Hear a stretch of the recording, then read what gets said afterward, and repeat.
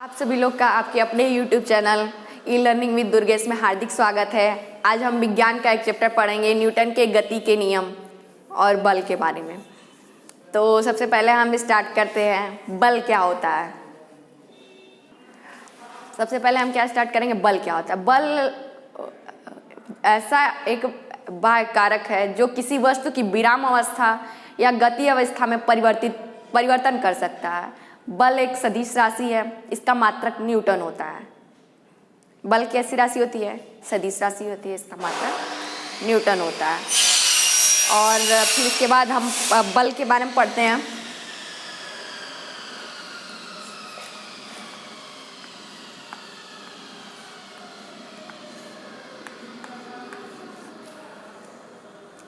बल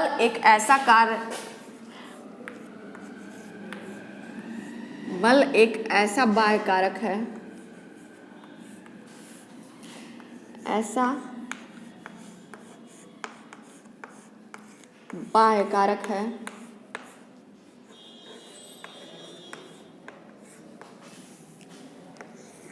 कारक है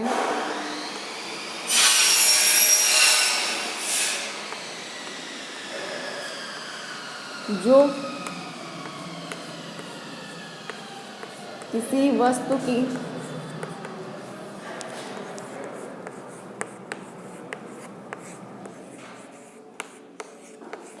विराम अवस्था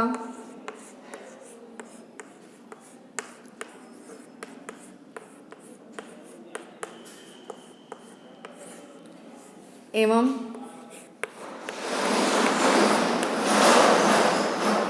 गति अवस्था में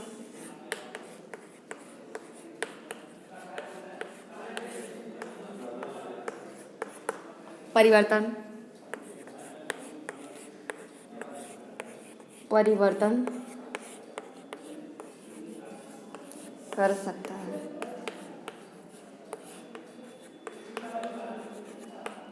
बल एक ऐसा बाह्य कारक है जो किसी वस्तु की विराम अवस्था एवं गति अवस्था में परिवर्तन कर सकता है। बल एक सदिश राशि है। बल कैसी राशि है? यह कैसी राशि है? यह सदिश राशि है।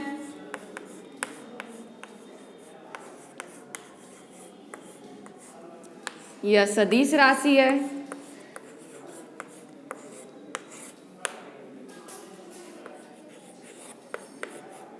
इसका मात्रक न्यूटन होता है। इसका मात्रक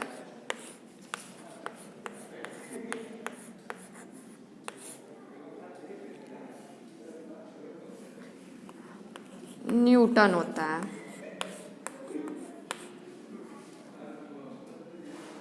न्यूटन होता है।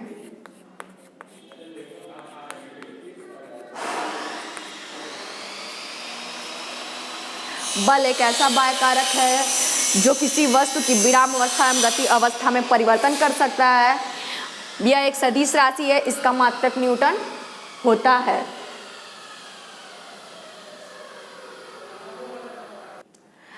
अब बल के बारे में हमने पढ़ लिया। अब बल के आगे हम पढ़ेंगे। बल दो प्रकार का होता है, एक संतुलित बल होता है, एक असंतुलित बल होता है। यदि किसी वस्तु पर लगने वाला बल जो होता है जिसका परिणामी अगर शून्य होगा तो वह संतुलित बल होता है, अगर उसका परिणामी शून्य नहीं होगा तो वह असंतुलित बल होता है। हमने बल के बारे में, सदिश राशि है, इसका मात्रक न्यूटन होता है, इतना पढ़ लिया। अब इसके बाद हम संतुलित बल और असंतुलित बल के बारे में पढ़ेंगे। संतुलित बल क्या होता है, असंतुलित बल क्या होता है।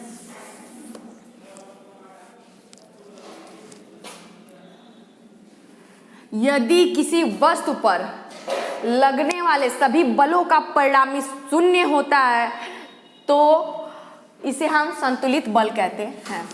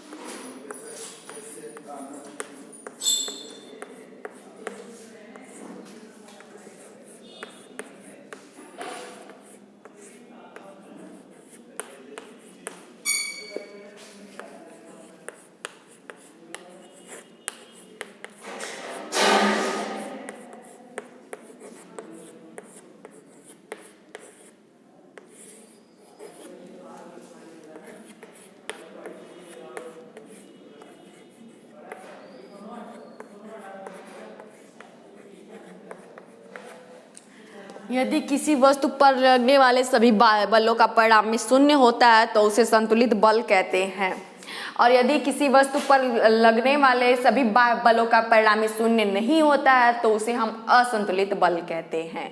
यह संतुलित बल हो गया हमारा।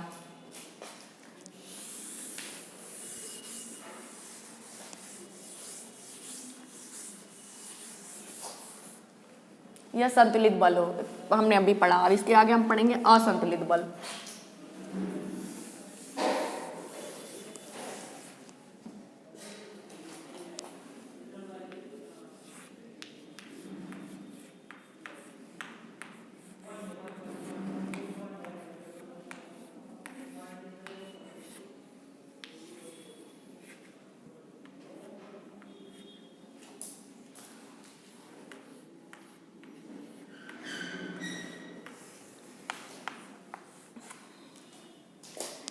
यदि किसी वस्तु पर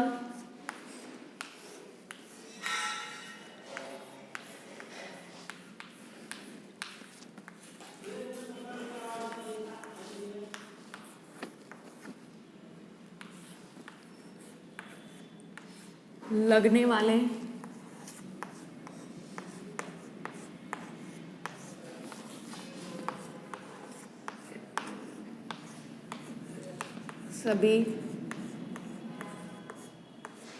बाह्य बलों का परिणामी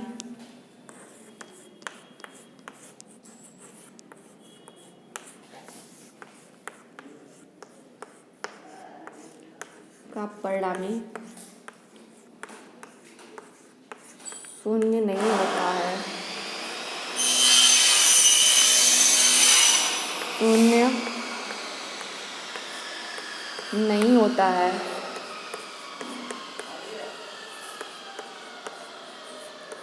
उसे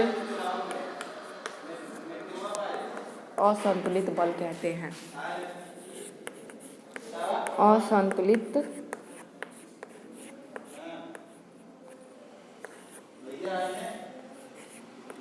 बल कहते हैं।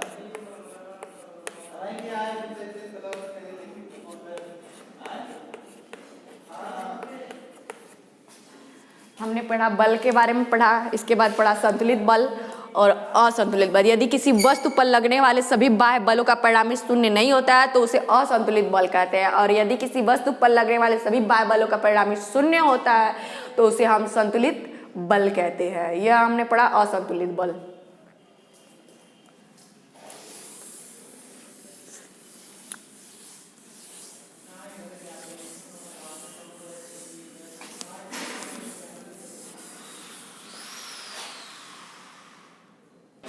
अब हम इसके बाद पढ़ेंगे जड़त्व के बारे में। जड़त्व क्या होता है?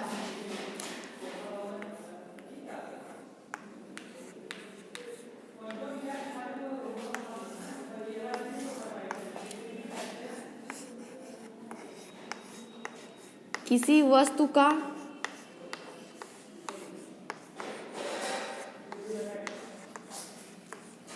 वह गुण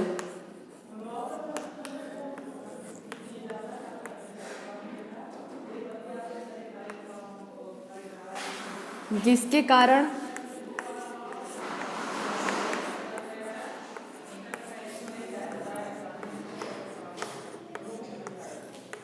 वह अपनी स्थिति में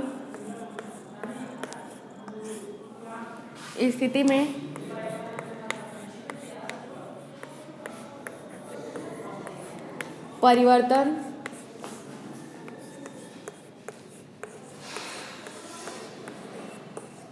का विरोध करती है, विरोध करती है,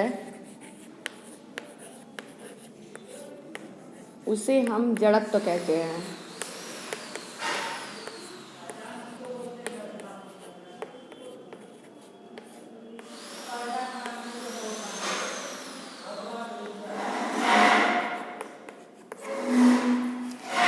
किसी वस्तु का वह गुण जिसके कारण वह अपनी स्थिति में परिवर्तन का विरोध करती है उसे हम जड़त्व कहते हैं। जड़त्व 3 प्रकार का होता है: दिशा का जड़त्व, विराम का जड़त्व गति का जड़त्व।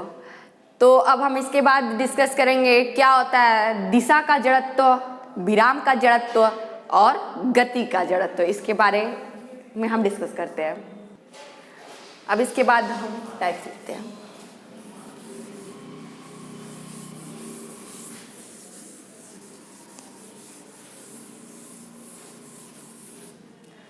पहला लिखते हैं जड़त्व का टाइप जो है गति का जड़त्व। गति का जड़त्व, गति का जड़त्व।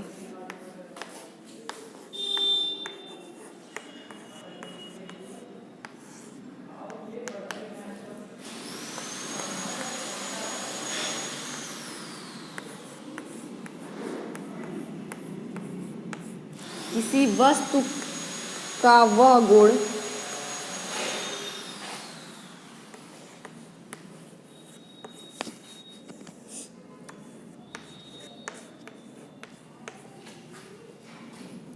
जिसके कारण वह अपनी गति की अवस्था में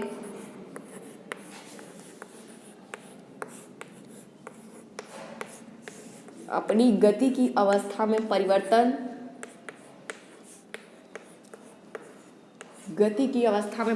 नहीं कर सकती।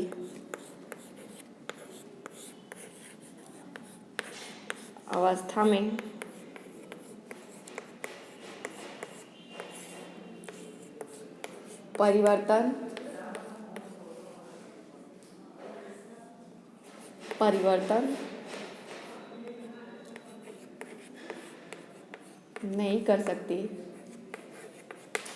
परिवर्तन नहीं कर सकती।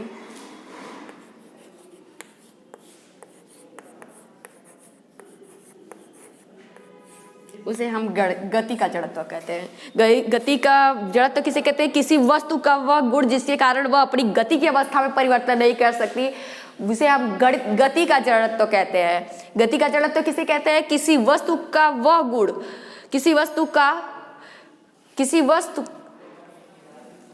कामा भी कर सकते हैं यहाँ पे, किसी वस्तु का वह गुण जिसके कारण वह अपनी गति की अवस्था में परिवर्तन नहीं कर सकती, उसे हम गति का जड़त्व कहते हैं। अगला हम इसके बाद पढ़ेंगे विराम का जड़त्व।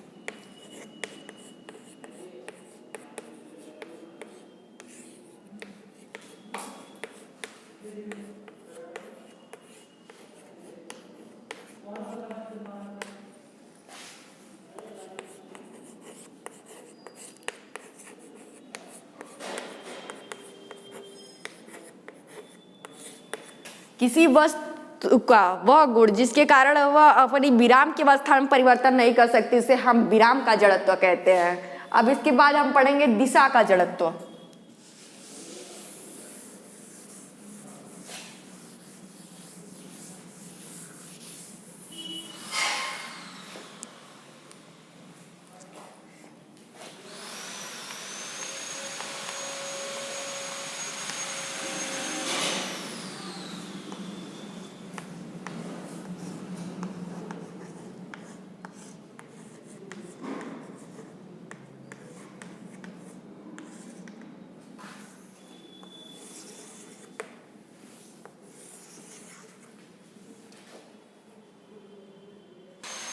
दिशा का जड़, किसी वस्तु का वह गुण जिसके कारण वह अपनी एक समान सरल रेखीय गति की दिशा में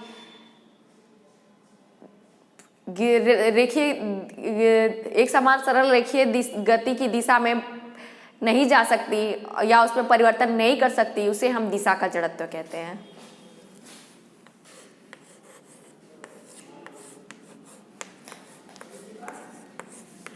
किसी वस्तु का वह गुण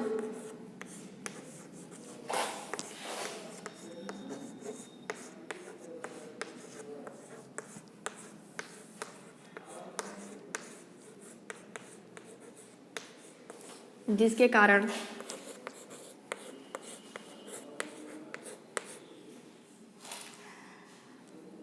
वस्तु एक समान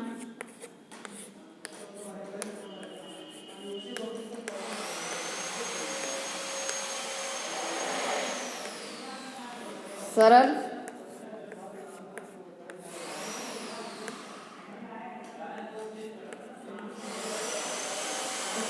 गति की दिशा, रेखीय गति की दिशा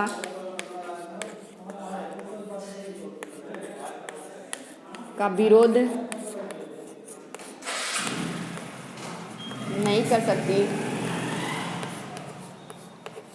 विरोध नहीं कर सकती,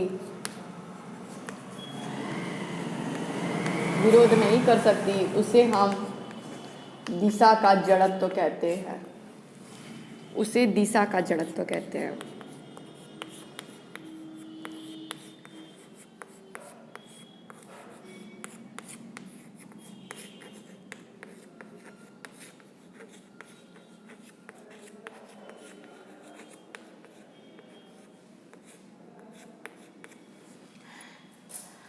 हमने पढ़ा गति का जड़त्व, विराम का जड़त्व और जड़त्व क्या होता है।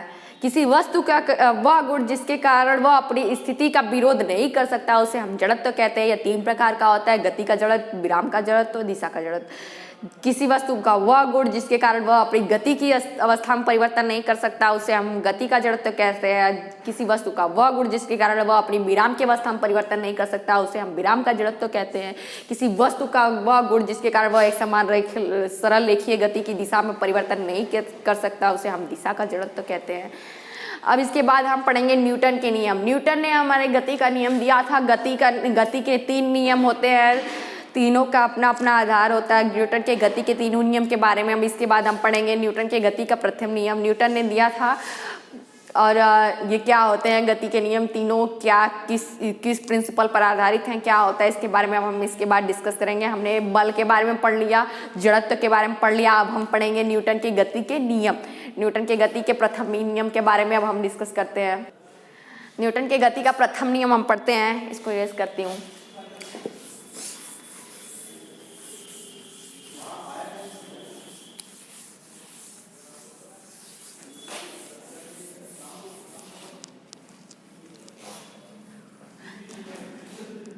न्यूटन के गति का प्रथम नियम।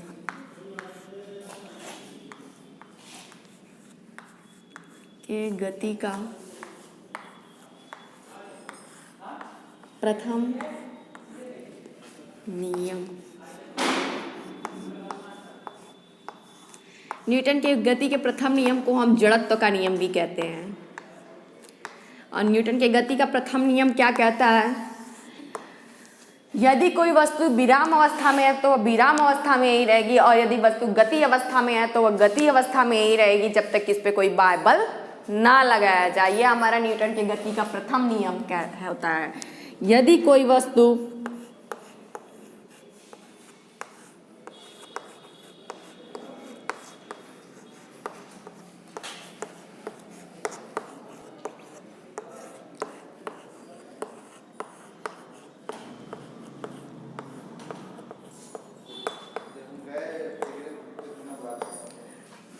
में है तो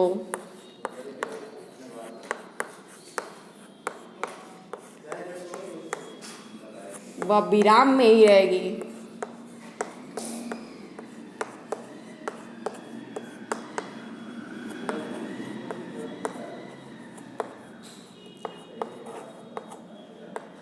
और गति में है तो गति अवस्था में है तो गति अवस्था में ही रहेगी।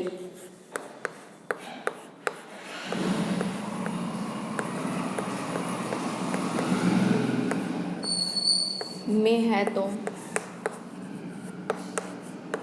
गति में ही रहेगी, में ही रहेगी जब तक कि उस पर बाह्य बल ना लगाया जाए। इसे हम जड़त्व का नियम कहेंगे।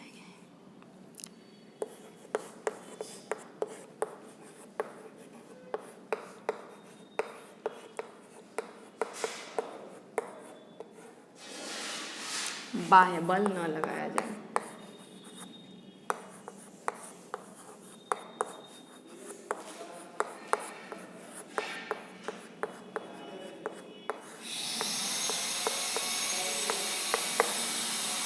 यदि कोई वस्तु विराम अवस्था में है तो वह विराम में ही रहेगी, यदि गति अवस्था में है तो गति में ही रहेगी जब तक कि इस पर कोई बाह्य बल न लगाया जाए। यह हमारा न्यूटन का प्रथम नियम होता है, जिसे हम जड़त्व का नियम भी कहते हैं।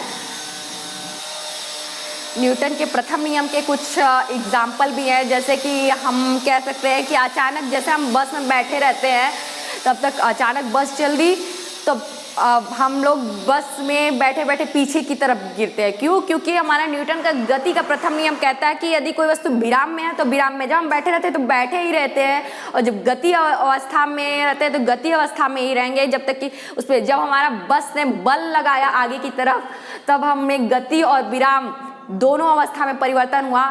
तो ये न्यूटन की गति के प्रथम नियम का एग्जाम्पल है कि अचानक चलती हुई बस में यात्रियों का पीछे गिरना। मतलब यदि कोई वस्तु विरामावस्था में है तो विरामावस्था में ही रहेगी, और गति अवस्था में है तो गति अवस्था में ही रहेगी जब तक इस पर कोई बाह्य बल न लगाया जाए।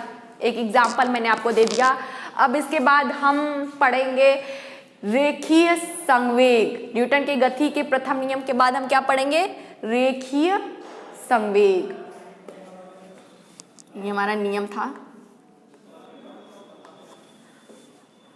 अब हम पढ़ेंगे रेखीय संवेग।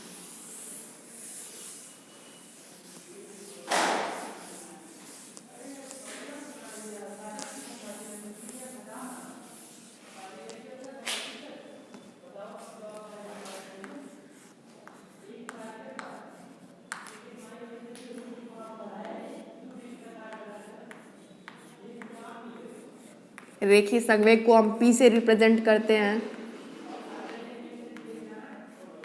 Linear momentum. इसे इंग्लिश में क्या कहते हैं? Linear momentum. रेखीय संवेग मतलब क्या होता है? Linear momentum. अब इसके बाद हम पढ़ेंगे रेखीय संवेग के बारे में। रेखीय संवेग क्या होता है?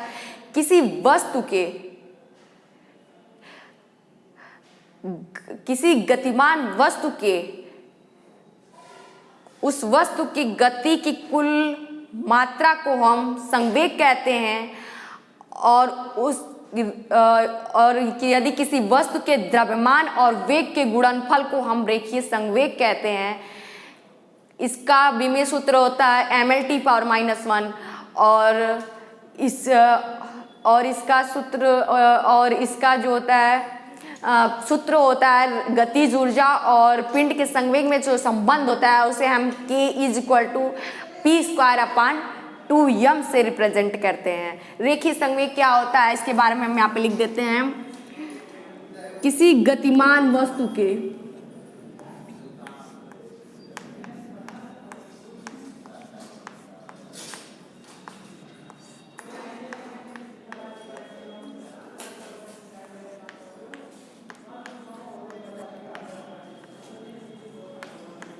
गति की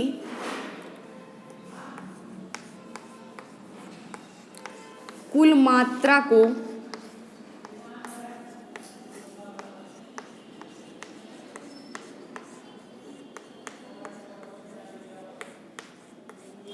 उस वस्तु का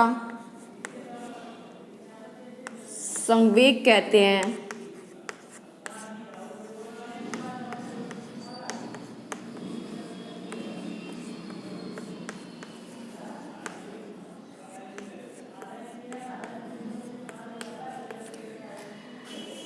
तथा किसी वस्तु के द्रव्यमान और वेग के गुणनफल को रेखीय संवेग कहते हैं द्रव्यमान और वेग के गुणनफल को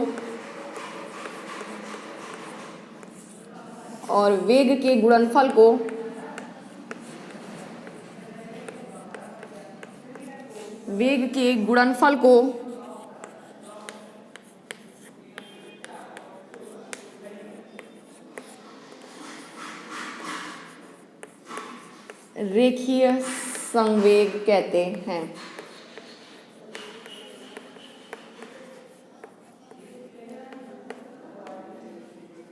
रेखीय संवेग कहते हैं। यह एक सदिश राशि होती है। किसी गतिमान वस्तु की गति की कुल मात्रा को उस वस्तु का संवेग कहते हैं। किसी वस्तु के द्रव्यमान और वेग के गुणनफल को हम रेखीय संवेग कहते हैं। इसका फार्मूला होता है, इसका सूत्र होता है P = mv, द्रव्यमान गुणे वेग। ये हमारा क्या होता है, संवेग बराबर क्या होता है, द्रव्यमान गुणे वेग। द्रव्यमान वेग, यह क्या होता है, रेखीय संवेग का सूत्र होता है। ये हमारा क्या होता है, सूत्र होता है रेखीय संवेग का। यह भी एक सदिश राशि होती है। इसका बीमी सूत्र होता है mL/-1।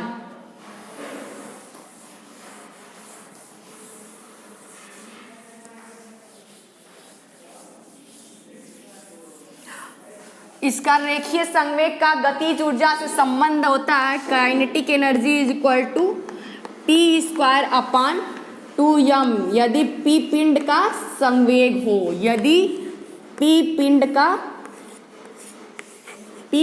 का संवेग हो और m द्रव्यमान, P पिंड का संवेग तथा m द्रव्यमान हो, तथा m वस्तु का द्रव्यमान, वस्तु का द्रव्यमान।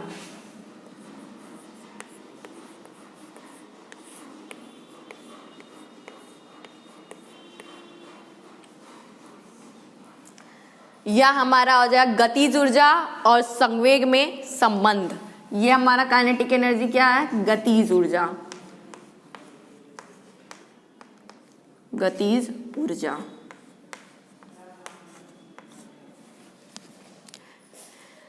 गतिज ऊर्जा बराबर क्या हो गया, P²/2m। मतलब यहाँ पिंड का संवेग है और m वस्तु का द्रव्यमान है। इसका बीमी सूत्र क्या होता है, mL/-1। यह एक सदिश राशि है।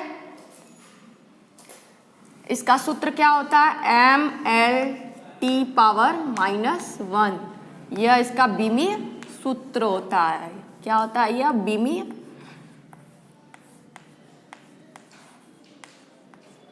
सूत्र। रेखीय संवेग का बीमी सूत्र क्या होता है, mL/-1 होता है। mL/-1 होता है, इसका सूत्र होता है रेखीय संवेग का। और इसका मात्रक क्या होता है, किग्रा/मीटर/सेकेंड होता है। किग्रा/मीटर/सेकेंड होता है, इसका मात्रक होता है। यह एक सदिश राशि होती है। अब इसके बाद हम पढ़ेंगे न्यूटन का द्वितीय नियम। न्यूटन का द्वितीय नियम क्या कहता है, न्यूटन का द्वितीय नियम क्या कहता है,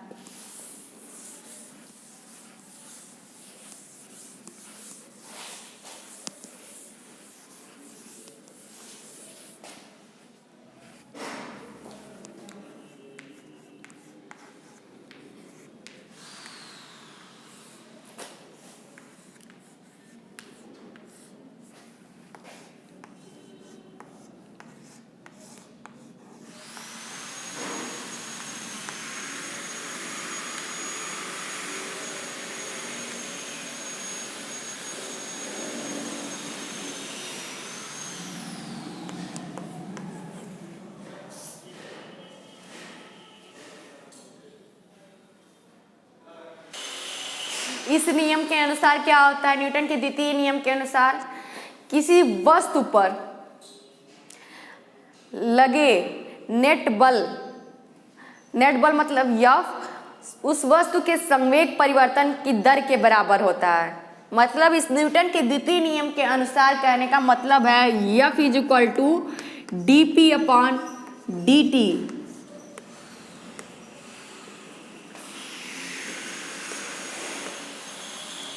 किसी वस्तु में संवेग परिवर्तन की दर उस वस्तु पर लगे नेट बल के बराबर होती है। यह हमारा न्यूटन का द्वितीय नियम कहता है।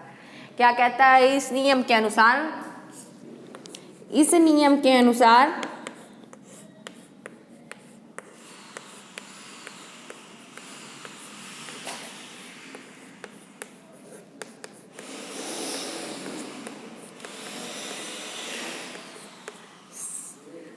संवेग परिवर्तन की दर, किसी वस्तु के संवेग परिवर्तन की दर,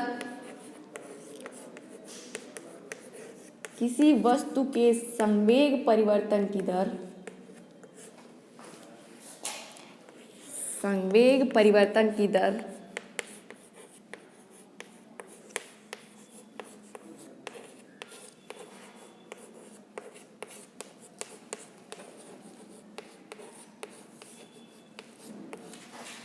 इस नियम के अनुसार किसी वस्तु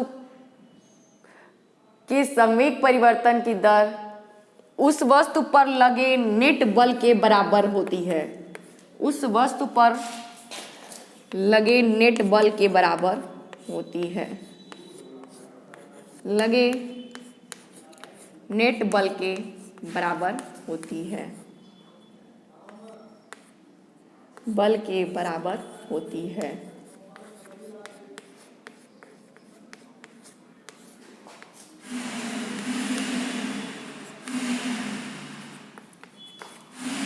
F is equal to dp upon dp। जहाँ पे हम जानते हैं, जहाँ पर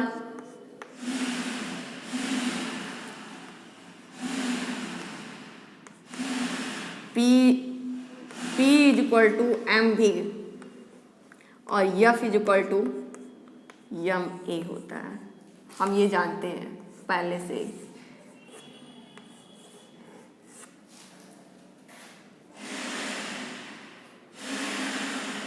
न्यूटन का द्वितीय नियम हमने लिख दिया।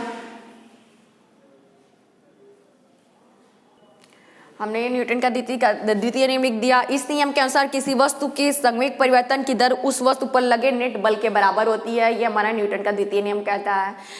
इसको मैथमेटिकल रूप में इस तरह से रिप्रेजेंट करते हैं, F is equal to dp upon dt, जहाँ पे dp क्या है? संवेग परिवर्तन है और ये समय अंतराल है।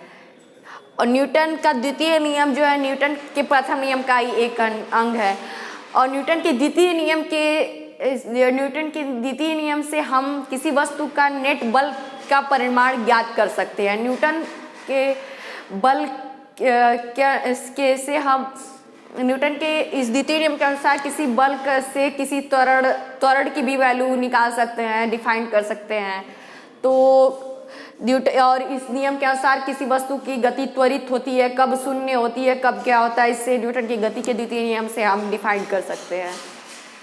अब हम इसके बाद न्यूटन की गति के तृतीय नियम पर चलते हैं। न्यूटन की गति का तृतीय नियम क्या होता है? न्यूटन की गति के तृतीय नियम के बारे में हम चलते हैं। क्या होता है न्यूटन की गति का तृतीय नियम?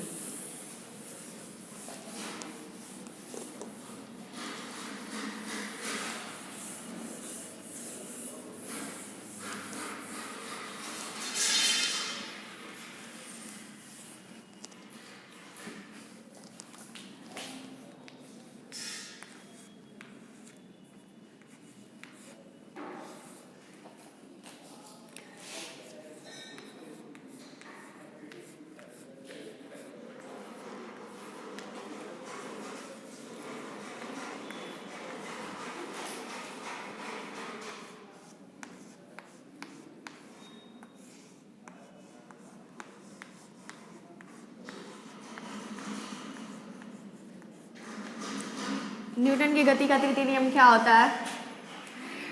प्रत्येक क्रिया के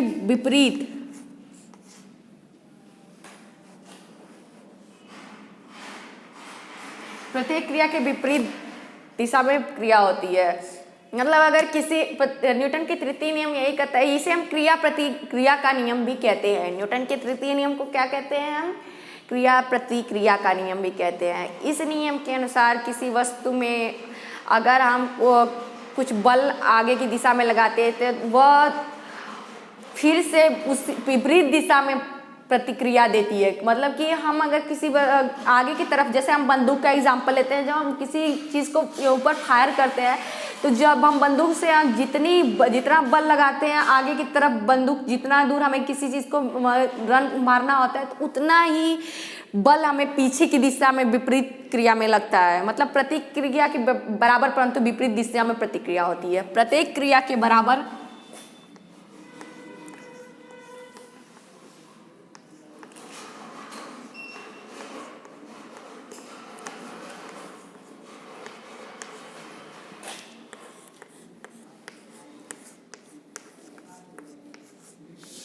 परंतु विपरीत दिशा में प्रतिक्रिया होती है।